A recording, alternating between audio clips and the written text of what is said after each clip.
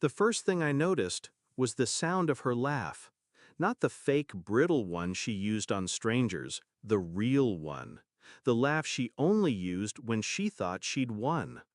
I was already seated, 2 tables away, back to them.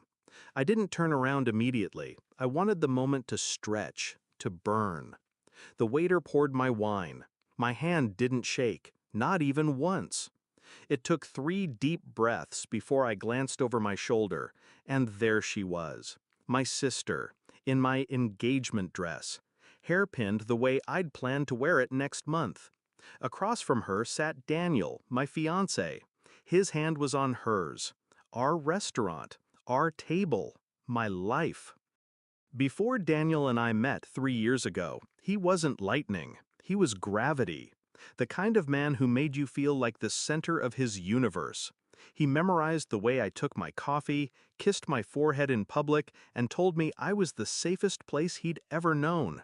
And my sister, Leah, she was the wild one, always competing, always testing boundaries. We were close once, until I started winning the things she wanted. Jobs, friends. Now, apparently, men.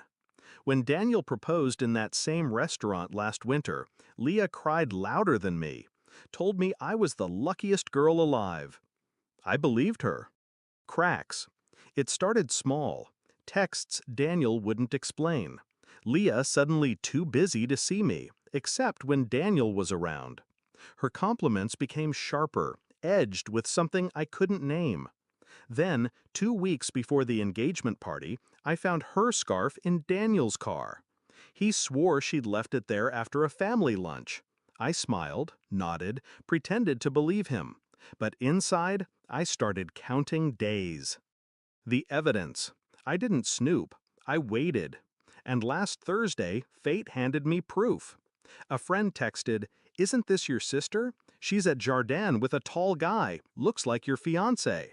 She sent a photo. Leah, Daniel, same table where we'd celebrated our anniversary. His tie loose, her hand on his thigh. I stared at the image for a full minute. Not angry, not crying, just cold. The shift. People expect you to break when your heart does. I didn't. I became precise. First, I moved my savings into a private account. Quietly canceled the joint credit card. Then I called the restaurant, reserved the table directly beside theirs for Saturday night. Same time, same waiter. I picked my black dress, the one Daniel hated because it made me look unapproachable. Perfect. Saturday. When I arrived, the maitre d' gave me a strange look. "They're already here," he whispered. Good. I sat, 2 tables away, close enough to hear their low voices.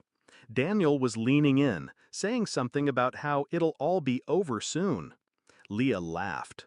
That laugh. I ordered wine. The waiter, Mark, wasn't just a waiter. He'd been there for my proposal, our anniversaries, every milestone. He knew. And when I told him, "Send their bill to me," he didn't ask why. The play. Halfway through their meal, I stood, walked past their table slowly. Leah's eyes met mine first. She froze, fork midair. Daniel turned pale. "Evening," I said. No anger, no raised voice, just calm, measured venom. "You both look dressed for the occasion." Leah stammered something about coincidence. Daniel opened his mouth, closed it again. I leaned down just enough for only them to hear. "You should have picked another restaurant. And another dress." The strike. I straightened, handed Mark an envelope. Inside was a copy of the prenup Daniel didn't know I'd updated last month. And photos. The ones from my friend. "I'll take my check at the bar," I told Mark. Then to them, "Enjoy your meal. It's the last you'll have here." They didn't follow me immediately. I think they were still processing. But when I reached the bar, I heard the voices rise.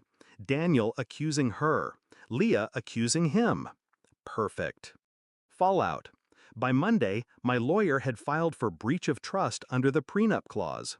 Daniel lost the apartment, my apartment. Leah's husband, Oh yes, she was married. Got the photos too. By Tuesday, she was living at our mother's, pretending it was temporary. Daniel? Sleeping in a hotel, last I heard. Now, I don't miss them. I miss the version of me who thought they were mine. But she's gone. What's left is sharper, quieter. And when I hear laughter in a restaurant now, I don't flinch. I just listen. Because I know exactly what to do with betrayal when I hear it. Final line. They taught me the difference between love and ownership. Now, everything I own stays mine.